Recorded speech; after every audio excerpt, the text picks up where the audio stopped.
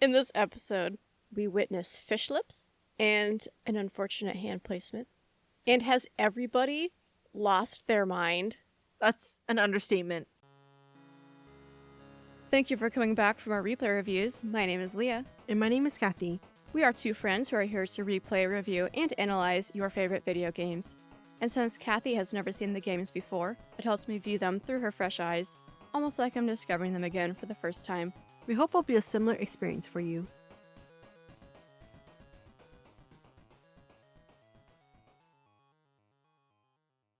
I guess we'll just start with chapter 14, Mm-hmm. the Guryu March. So, Kiryu the florist, Date, Sayama, and Tamio meet up with Kawara's ashes. And during this meeting, they discuss the other child that was given up and the possibility that the Jingguan could have gotten to him first. I don't understand why they aren't really thinking through things before, but now they're finally starting to think. Like with Sayama, she made all these assumptions that her dad is with the Jingguan mafia and just basing one thing off of one assumption and then just going with it. But now they're finally taking the time to think about it. Yeah. Maybe they thought Sayama was that kid, but now we know she's younger than that kid, which, by the way, Kiryu's what? An adolescent 20 years ago? 26 years ago? Sayama's not even born yet. Do we need to talk about what is the age difference? Wait a second. You have a point there. What? Oh no, you look like you have the answer. It's a 13-year age gap. I've heard worse. But that's not the only issue with her age, though, because now we also have the question, how the hell did she get to such a high position in the Osaka Police Department? She's 25. She's younger than us. Yeah. No. I don't believe it. The math ain't mathin'. Also discussed is a CD that Date took off of Kurahashi's corpse, and he thinks Sayama can crack it open with her hacking skills. I'm kind of cringing at, like, oh, great. You set up a one scene in the beginning saying that she's the best at what she does with her computer, and then just for this scene is saying, like, oh, how convenient that you can crack something. So next we see that Ryuji is on his way to Kamurocho with about, 100 cars. What's up with all the cars looking the exact same, going the same speed? It's so obvious. It's really awkward. Back to our gang, Sayama can't break the CD without special programs, so they decide their best bet is to use Osaka PD's system. Kiryu can tell that something isn't sitting right with Sayama and finds her at Serena. She feels like she needs to go back to Osaka with Tamio, which, I don't know, that's fair. Also, going back to the whole scene about the brute force with the CD, I just have to say, look how stupid Kiryu looks standing in the background, useless, but having this really longing eye contact with Sayama. I feel like, again, they're just reiterating the point why Sayama should be the protagonist of this game. She tries to leave, and Kiryu stops her to kiss her. I feel like that's just overwhelming her with even more emotions. Are you conveying your feelings for her, or is it like, don't go, or is it stay safe? And then you get like a stupid promise of like, come back. This romance is problematic. Well, it's just unnecessary. Yes. And there's not the chemistry that I feel like we need. I mean, come on. Shindo and Yuyoi had more chemistry than these two. Yes. Anyway, Sayama heads out. Kiryu gets a call from Date, who informs him that Kazuki has woken up and is talking nonsense about bombs. Okay, so Date's like, he's talking nonsense, and Kiryu's like, you mean he's like not coherent or something? And Date goes, yeah, he's mumbling about bombs. Anyway, just moves on from the bombs so quickly. Again, none of these characters know how to communicate. He literally dropped a bomb on Kiryu and just kept going. Okay, so at the clinic, we learn that the Jingguan Mafia had Kazuki locked up for 6 months, and that they're planning to destroy the entire city. There are 33 bombs in total, one for each of the victims from the raid, and there's 31 left. Date's going to contact the police for help while Kiryu heads to Tojo HQ to get their support. How did Yuya not notice any weird behaviors of Kazuki? There's a few times we were watching this where we were like, wow, Yuya's kind of like, he's kind of stupid, honestly. There's that. All right, ready for scene 2? Mm-hmm. Kiryu briefs Yayoi and Daigo on the situation. Daigo decides that he's going to lead what men they have currently. The music is so cringy. I need to talk with whoever's in charge of the music for this game because they're missing the mark every single time. It's distracting. This would feel like an impactful moment. You know, it's like, oh, it's Dojima's son ready to take charge. But then they have this corny... Is it guitar? Like, it's too much. And it just distracts you from what's happening and makes it just feel corny. Date calls Kiryu, so he and Daigo head to meet him at Purgatory, where we learn that the PD is sitting this one out. No surprise. They want to arrest Date, but they don't want to stop 31 bombs from demolishing the city. Who's making these decisions? Anyway, they say we'll just do it ourselves. We'll just defuse 31 bombs by ourselves. Majima then shows up to Purgatory, and he gets the system up and running by smashing his noggin against the desk multiple times. And this allows them to pinpoint all the locations of the bombs. Majima saves the day. Always. Okay, so Kiryu gets a call from the Bantam bartender, the clinic doctor, and Yuya. All three of them are like, help us. Omi men are here. And one by one we go and we rescue everybody. We finish up at Stardust, where Ryuji's waiting for him. And after defeating his men, Ryuji tells Kiryu that the bombs are a JM special. That's probably me abbreviating, not Ryuji. And it seems like he wants Kiryu to stop it because he says Kamurocho's going to be mine soon. Again, Ryuji's making sense.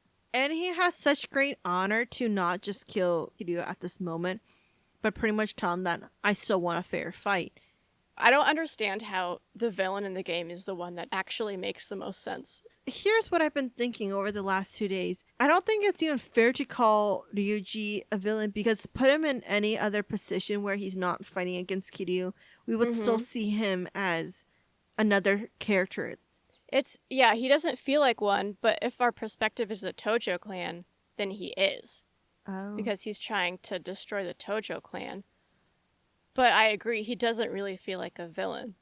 He feels like another character. He's no different than... then I guess the question is, would you consider Nishiki a villain in Kiwami? Yeah. Okay. It just depends on our perspective. If our perspective is the Tojo clan, then yeah. I think that's fair, because I never thought of it in that way. I always thought Nishiki was just another character, and if anyone, Kazama was the villain. And so I agree with that, for sure. You know I hate him. I know you do. And so for me, I always saw the Jingwon army as the villain, because that's like the boss, the big people you're trying to fight against. So, okay. I mean, it's both. Yeah. They have a common goal. After Kiryu has dealt with all that, he'll be waiting for him at the highest point in Kamurocho. Anything else on scene 2? I want to kind of go back and kind of talk about Daigo, which when I quoted you on this, when you're like, take your clothes off, Daigo. I wish that they gave him a little bit more growth in terms of his character's outfit, just to illustrate that, because we kind of get that in between Kiryu and Majima's character, and same with Nishiki. Like, every time they kind of level up, they get a new outfit. Yeah, it hurts to see him back in the marshmallow jacket, because when we find him, we're like, oh, he's like some stupid thug now, right? In his dumb marshmallow jacket. And then it's like in this moment, he's, I guess, manning up in the Yakuza sense to take the position that he should. And we see him without the marshmallow jacket or the necklace. Yeah. And then suddenly he's back in it again. So it just feels like, well, now he looks like a punk again. Mm-hmm. And I don't like it. So, speaking of Daigo, he arrives at Stardust as Kiryu is chatting with Yuya. He tells Kiryu that they have handled 30 of the bombs. That's a miracle. And that Majima is working on the last one. We then cut to Majima and his right-hand man working on the bomb. This scene is a masterpiece. I love it so much. I think his name might be Murata, but I can't remember. But his right-hand man is obviously uncomfortable because Majima is just going on gut instincts to decide which wires to cut. And Majima says, "You got gas or something?" I just seriously love Majima in this scene so much because Mm-hmm. it's the humor we needed in this game that we haven't really received yet.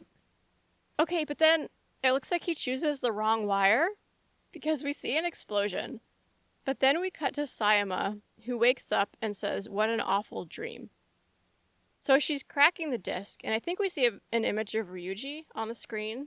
Mm-hmm. We then go back to Kiryu and Daigo, and it is confirmed that Majima is working on the bomb, so I'm not sure what's real anymore. Was that whole scene a dream of Sayama's? Was just the part where the building exploded her dream? Is Majima dead? Sayama doesn't know about the bombs though. That's what I'm saying. She doesn't I'm know about so the bombs, so confused. why is she dreaming of bomb explosions?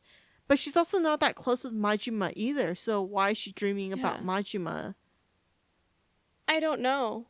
I'm very, very confused by this. I guess we should just be expecting that from this game at this point. Mm-hmm. Kiryu and Daigo head to Purgatory, where we find Majima alive.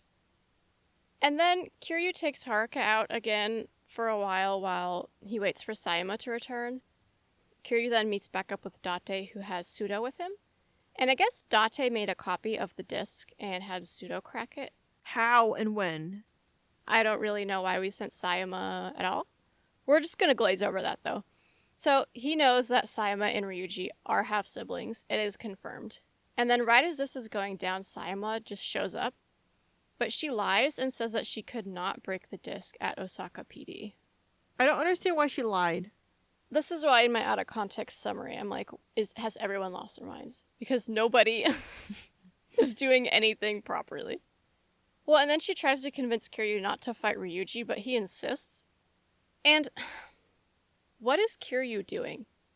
If you love her, why are you gonna try to kill her brother? That's a great point. I forgot. I don't understand. So early on, and yet he still makes these decisions. What dog does Kiryu have in this fight? He's not in the Yakuza. Why the hell does he care? Who's the dragon? You know what I mean? Didn't you give all that up? That's actually a really great point. You know what? So much could have been avoided if he just told Ryuji that I'm not in the Yakuza. I don't give a flying crap about who the dragon is going to be. Be him for all you want, and this all would have been avoided. And what does Kiryu losing a one-on-one fight have to do with the survival of the Tojo clan? It goes back to our question I think we're going to have in the summary, which is, why is Kiryu here in this game? Yeah. Back to Sayama. She insists that Kiryu go meet with her chief. So Kiryu and Date go to where she said that he would be waiting, but instead they find a video left by Sayama. And in this video, she admits she cracked the disc and that she knows about Ryuji. She's gonna try to talk to him and maybe talk him out of the war. And then continues to talk about the time that she and Kiryu spent together. It makes it sound like she'll never see him again. What I don't understand is why didn't she tell everyone that she knows who Ryuji is? Kiryu gets very upset. He pounds the table and then assaults the door on his way out. How many times did I make you watch Kiryu be mad? More than enough. Oh boy. All right, Kathy. Oh my god. Buckle up. This is where it We're hurts. back to Majima. Chapter 3, Mad Dog of Shimano. We're right back where we left off, with Majima trapped by Makoto giving him a massage. There is some weird music going on. I'm not surprised. Yeah. Okay, well, she moves to his feet, And then she's like, I'm going to do your arms next. And she says it kind of sensually. Well, now that she can see Majima and maybe her husband's boring and she likes a tatted up dude. Oh, also, okay, wait. She's also wearing black socks with white shoes. Is this just an acceptable way of doing socks and shoes in Japan? I mean, I never really thought about it. It's like standard. We need to watch some kind of like fashion show and just stare at their ankles and sock of choice. Well, but it can't be a fashion show though, because they try to look stupid on purpose. It has to be like etiquette.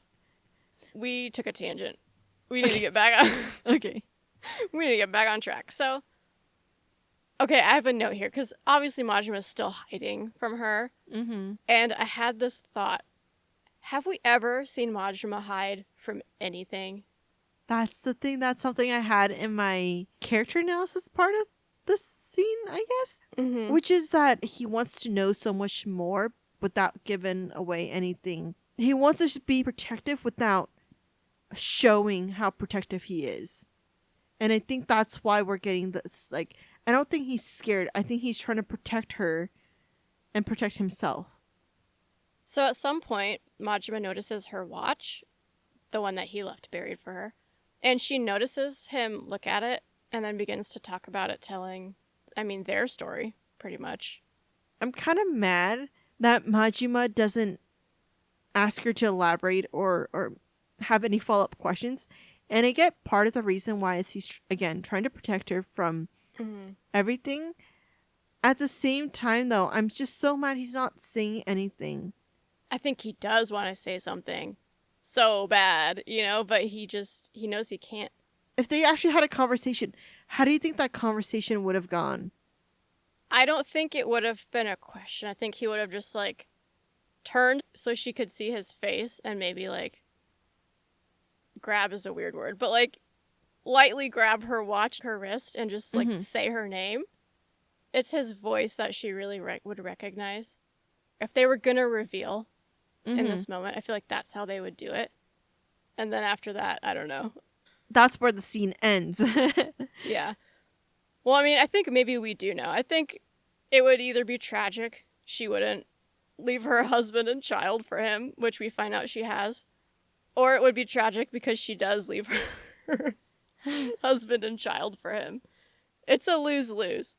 I need to know more about what Makoto is thinking, because did she choose this husband and child because she just was ready to settle down? Because she said that she always remembers Majima without her saying his name. But she's married and with kids, so did she just choose to move on because she's ready to put Majima behind her life knowing that she'll never find him? Or do you think that she's truly happy with where she is?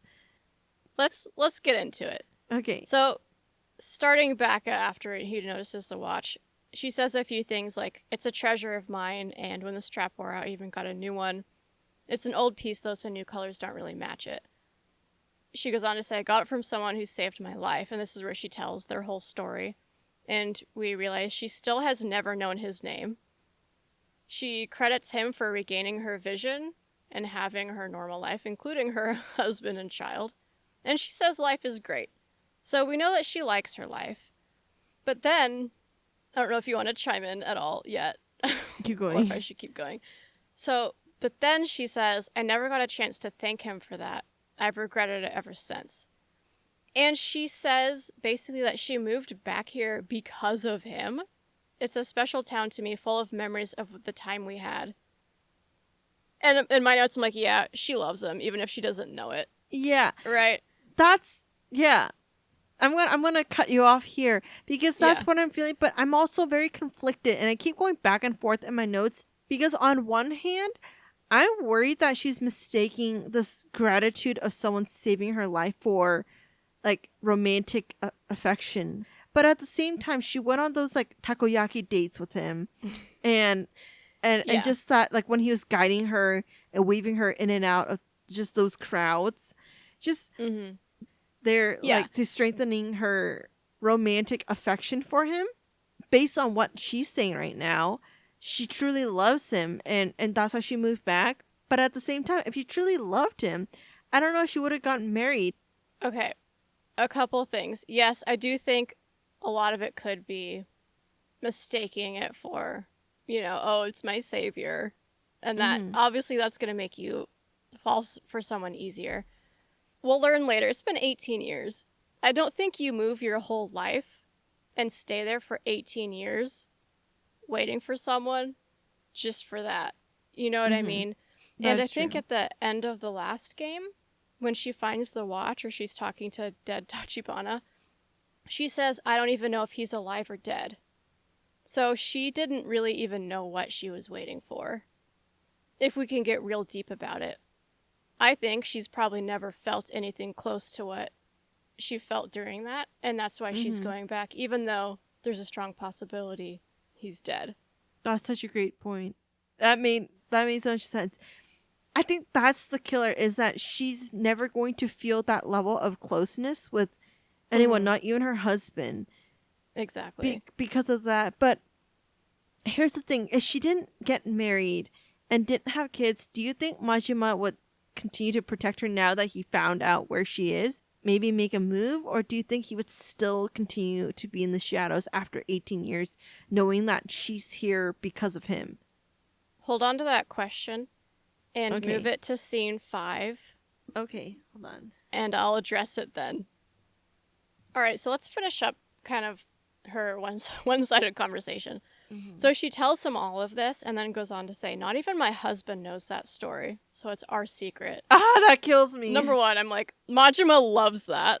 But I was like, this is kind of like borderline emotional cheating.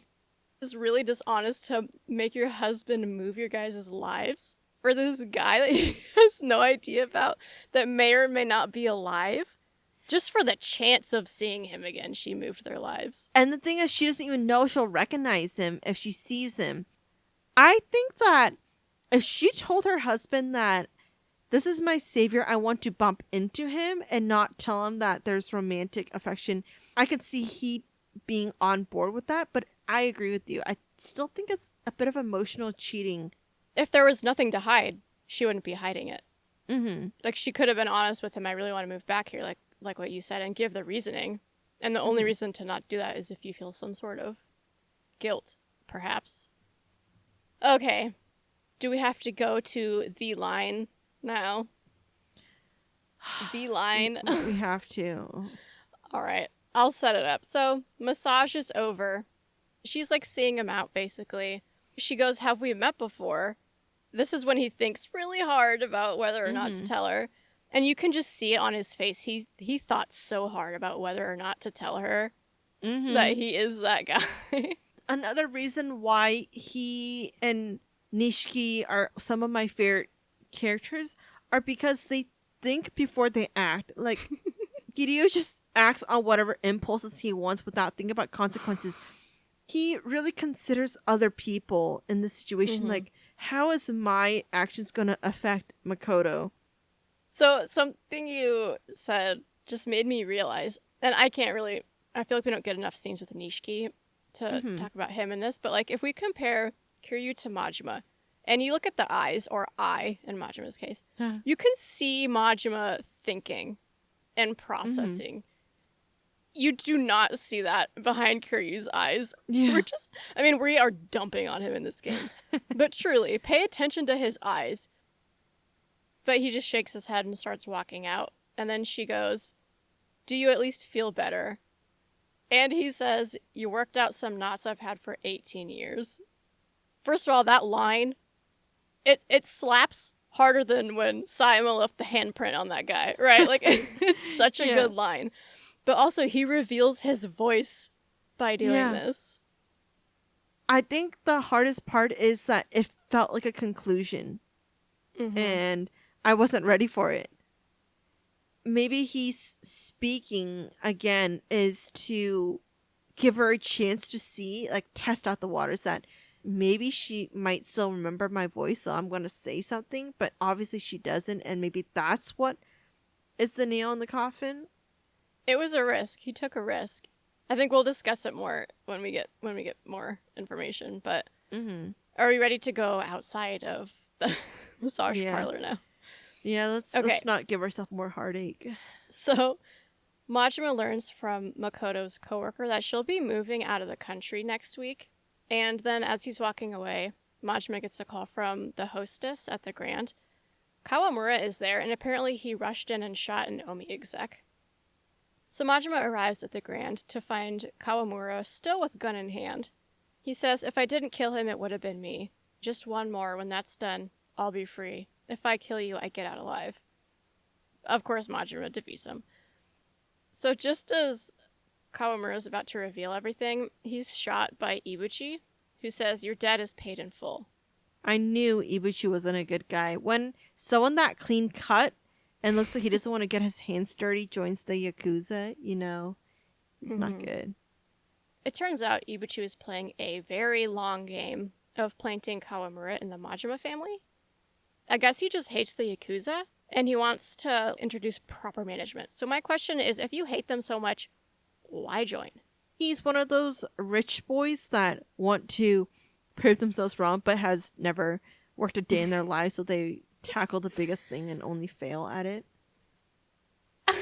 Okay, and then, so we're seeing a back and forth conversation, and then all of a sudden, there's this woman peeping from a booth in the background. Where did she come from? She just appeared. Okay, so yeah, basically he's killing people simply to overthrow the Yakuza.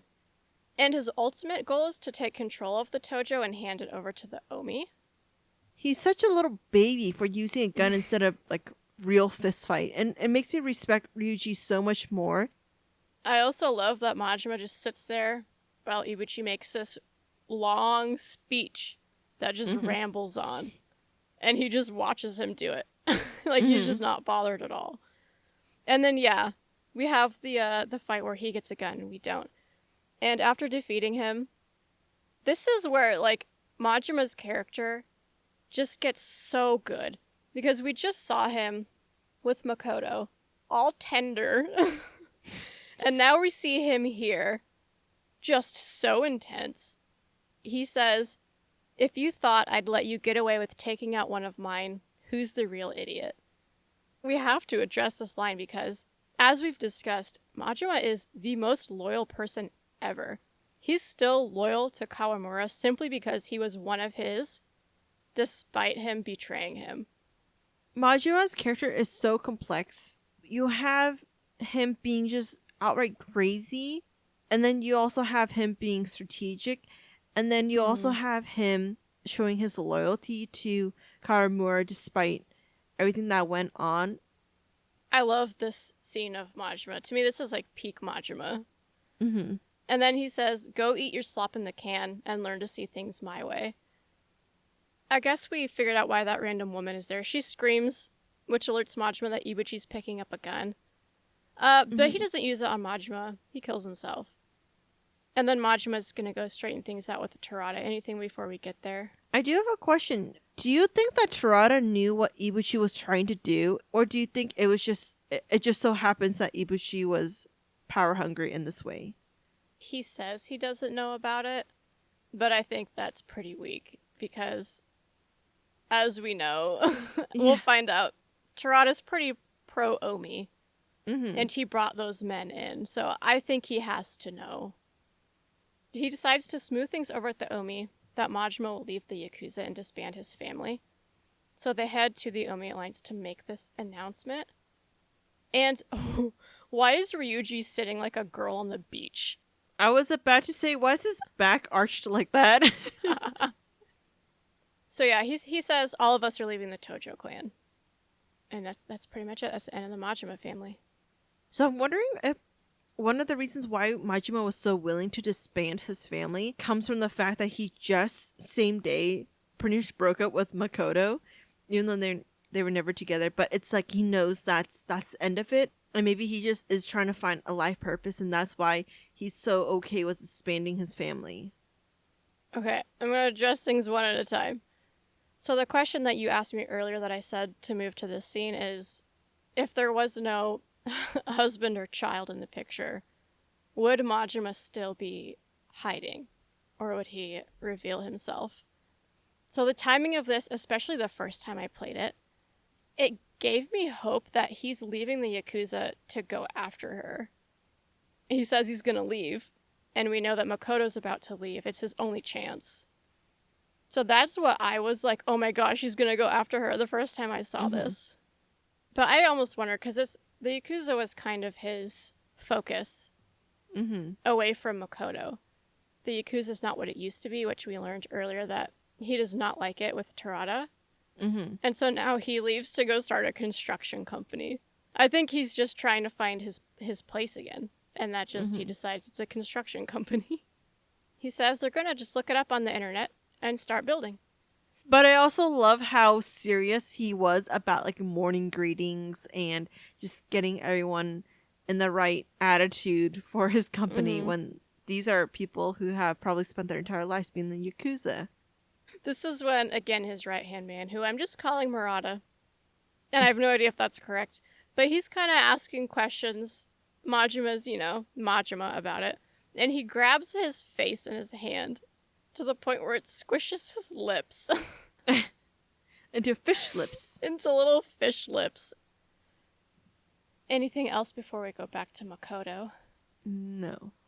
All right, so then we go back to Makoto, who Majima unfortunately did not stop from leaving the country. She's with her family flying to her new life, but in her bag she finds a gift that we see had been sent to her from somebody unknown, which turns out to be a new watch band that is basically just like the original. It's at this point that she realizes who Majima is, and Makoto's ready for her fresh start, though, no longer feeling pulled back to the past. Is she though? That's where I'm just gonna jump in. That's where I don't feel like whoever wrote her character did a good enough job. I just think that if she's willing to move into this whole new city with her entire family and having secrets behind her husband's back, and all of a sudden by seeing a single watch knowing that that's him, and then all of a sudden being okay with everything, like, you don't process all that information in less than 5 seconds and be okay with it. Let's I hear you, but let's discuss. We're gonna get into the weeds a little bit. She goes over the story with Majima about why she moved back here, and then he learns she's moving. I think that's his point of decision, of confirmation, that it's the right thing to not bother her because she's moving on now. She's leaving the country. So she's not staying there anymore. I'm like refusing to accept the fact that her flying out is enough confirmation for him to know that she'll never be back. It's not that she'll never be back, it's that she's just moving on. She's letting go of it. And that's why she's able to even move. Or even entertain the idea of moving. And I think he realizes that when he hears that she's moving. And that's why he decides to just give her the watch band, which her husband asks if she has any regrets, and she says not anymore. And honestly, Majima did that for her. He found a way to tell her, because her big thing was like, I want to thank him, right? Mm-hmm. And he found a way to let her know that she had, in fact, thanked him without revealing himself in the moment and having to deal with all of that.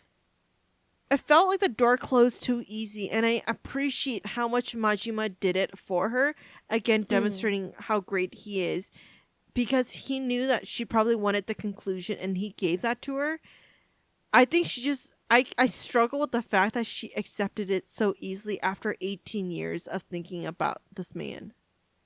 What do you mean by accepted it? Like she was ready to move on, and then when he says that, does she have any regrets, she says, like, no. I feel like I would... Yeah, because her one regret was not being able to thank him. But now she knows she did thank him. Yeah, I guess I thought her regret should have been she never tried to have a relationship with him. That's her regret. That's our regret. Yes. I think I get it. I think I'm just still so heartbroken over them not being together that I'm still in denial. It's heartbreaking. This is better romance than you see in any, like, romance show, book. I mean, I don't consume a whole lot of that, but honestly, this is probably why, because can it get better than this? Well, should we close the door on Makoto and move on to Chapter 16? Yeah. Chapter 16, Decision. Kiryu heads out to face Ryuji and chase after Sayama, I guess. He fights his way through the city, up to Kamurocho Hills, Majima's building, where he finds Sayama pointing a gun at Ryuji. She demands that he hand over Chairman Goda, and Ryuji says, "He's over there, knock yourself out." And then we just see Chairman Goda in the corner. This poor man. I totally forgot about him. Okay, so after ensuring that the chairman is in good condition, Sayama says she'll be arresting Ryuji and also turning herself in. And this is when she breaks the news to Ryuji about them being half-siblings. I feel like Sayama isn't quite processing any emotions since finding out who her dad is. Yeah. Chairman Goda chimes in and talks about, "Your mother was exhausted trying to keep you safe, blah, blah, blah, blah, blah." He took in Suyeon, their mother, until Kawara stole her away from him, I think. He begs her to leave Ryuji with him because he felt like he was his son. This age gap, though, is massive, isn't it? Ryuji looks like the grandson more than a son. But I also feel like him feeling like, oh, Ryuji's my son is such a weak excuse. And it would have been so much better if they had just let him be kind of a bad guy in this moment. Mm-hmm. And he had actually just wanted Ryuji for the sake of having a successor. Mm-hmm. And not because he actually cared about him. Oh, okay. We're gonna get mad at Kiryu again. So he's chiming in, going back and forth with Ryuji a little bit. And he says something along the lines of, "I knew a man like you once." Clearly referencing Nishiki. Don't disrespect his name. Just leave him out of it. Let him rest. So despite Sayama being very upset with both of them, they decide to just lock her out. Sayama could have easily climbed up that gate. There was no roof on it. It was basically a ladder. It had rungs. And she could have just shot a warning shot in between the bars. Okay, what's your next note? Terada. Oh my gosh. Yeah. He just comes walking up talking about some perfect script. I'm so confused that, talk about being dramatic. He takes it a whole nother level with, "This was my plan, this was my play, these are the lines you're about to say." Yeah. Of course he's one of the Jinguyan survivors. Of course he's not actually dead, which we haven't even addressed yet.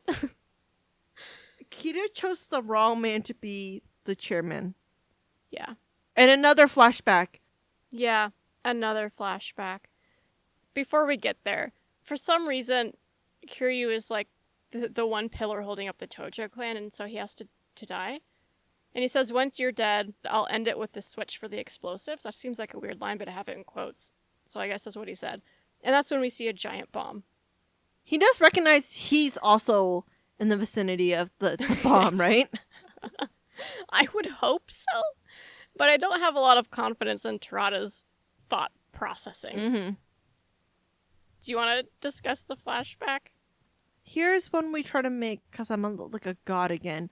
We learn about how Kazama was the one who spared him and Kurahashi from dying. And then Hiru just pops into the scene, makes eye contact with all of them, and they watch him leave that situation. And so he's like, "Well, Kazama did so much for you. Why are you not doing the same thing?" Also, a couple things. Number one, young Terada, worse than young Kiryu. Get it out of my sight. Oh my gosh. It's worse than skinny boy Shimano. Okay, and then also, there's a scene, so when Kazuma's facing young Kurahashi and Terada, it then cuts to like a back view, and Terada's hand just happens to be angled right between Kazuma's legs. So all of a sudden, you're like, there's something flesh-colored between Kazuma's legs, and it's jolting. It makes you do double take and pause and lean forward. So yeah, basically Kazuma let them live. And then I think we're done with the flashback. Mm-hmm. Chairman Goda chimes in and says that Kazuma begged him to take Terada into the Omi alliance. Why? Why is he bringing them into the Yakuza when they could have? This was the perfect time for them to just leave the mafia lifestyle. He did more for Terada than he did for Nishiki. I'm so mad. We're bringing Nishiki back into it. Who the hell is Terada to you? Why do you care what happens to him? There is absolutely zero reasoning for this. And who is he to you compared to Yeah. you taking Kiryu and Nishiki as like your children, yet you set one up for success and you set one up for failure? When you're on your hands and knees for a stranger? They need to stop trying to make Cosmo look like a good guy. It's too late. Kiryu defeats Terada, but then he gets shot in the back by Takashima, who has now arrived. Chairman Goda gets shot as well. Through dialogue, we learn that the Jingguan infiltrated the Omi simply to have a way to take down the Tojo clan.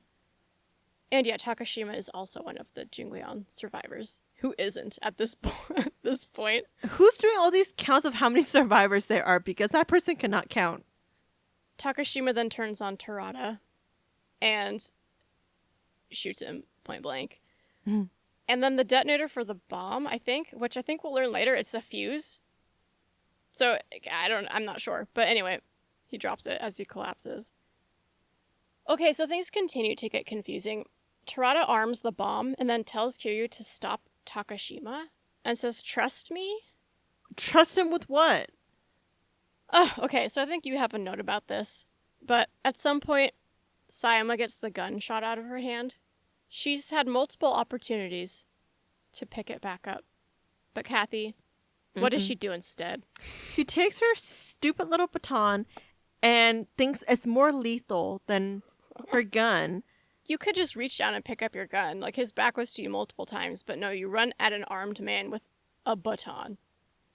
Well, to no one's surprise, the baton is not an effective weapon against a man with a gun. And he's about to kill her, but this is when Ryuji wakes up to stop him. And he shoots the heck out of Takashima, but he gets hit a couple times himself.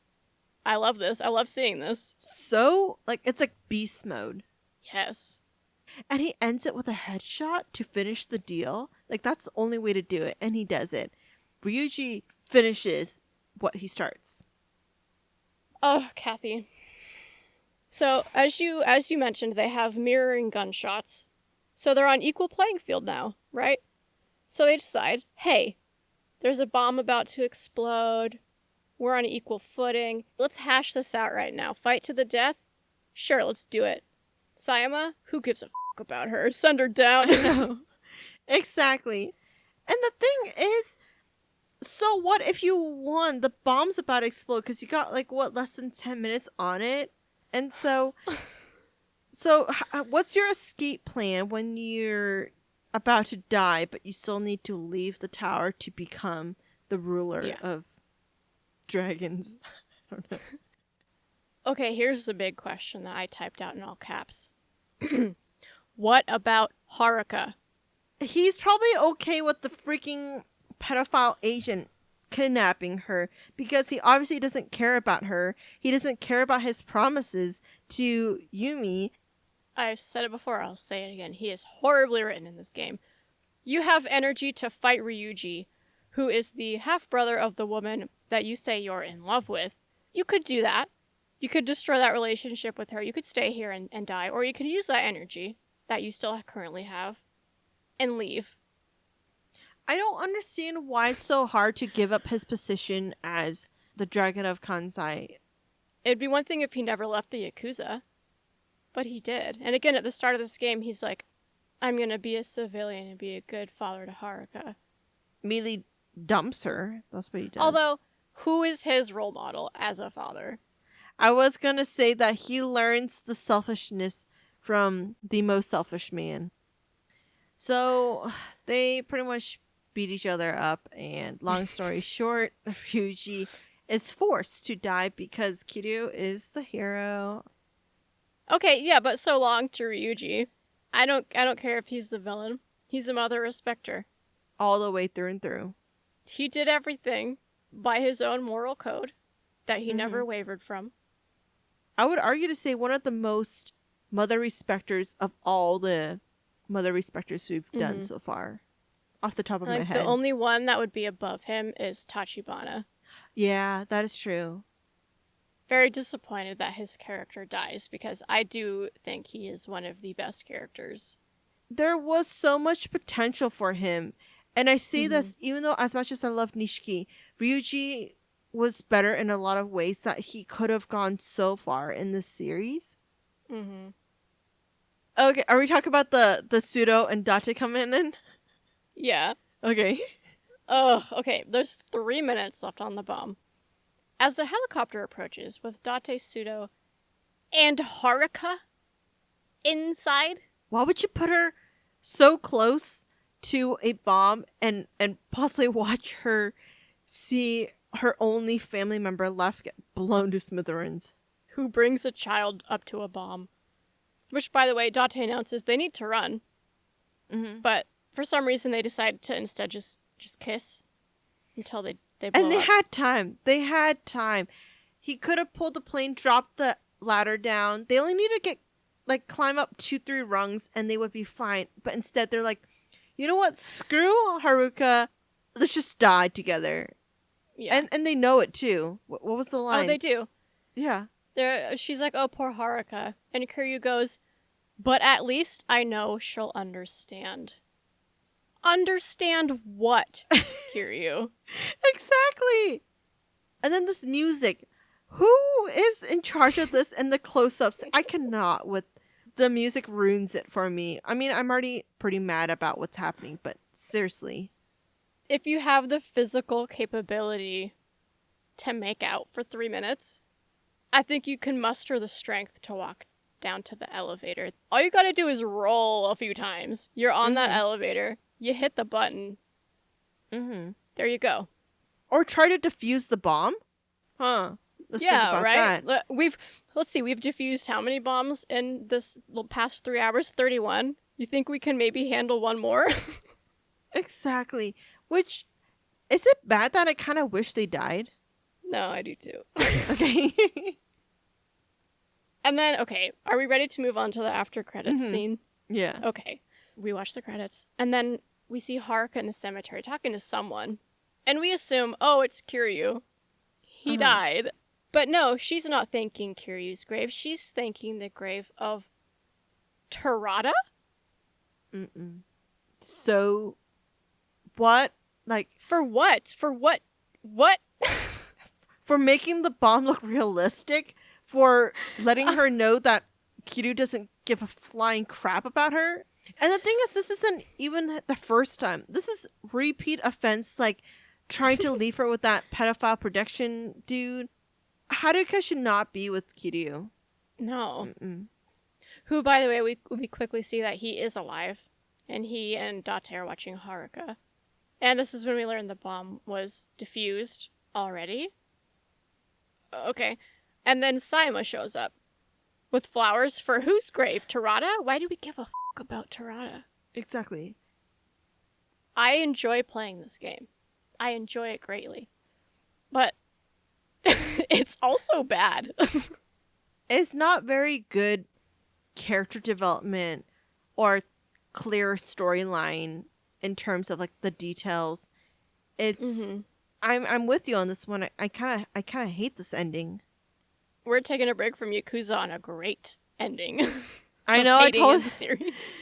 Yeah, what a way to end or just even pause on Yakuza, on watching Haruka walk weirdly, watching Kiryu know that he would want to die than to try. We need a break. Especially after this one. Okay. I don't have anything more to say. No. Okay, I'm calling it. Let's do Audacity on 1, 3, 2, 1. Thank you for listening, and don't forget to send in any questions, comments, or game suggestions. You can find all our contact info on our website, replayreviewspod.com, or contact us directly through our site. Did we completely miss something? Are we way off the mark? Or you just want us to take a deeper look at anything from the game? We'll tackle any topics you all want to hear in our season wrap-up episode. We also have a Reddit where we discuss anything we're curious about. Go take a look and let us know what you're thinking. Our theme music is Condemned by Eggy Toast. They'll play you out, and we'll be back next week with the summary episode.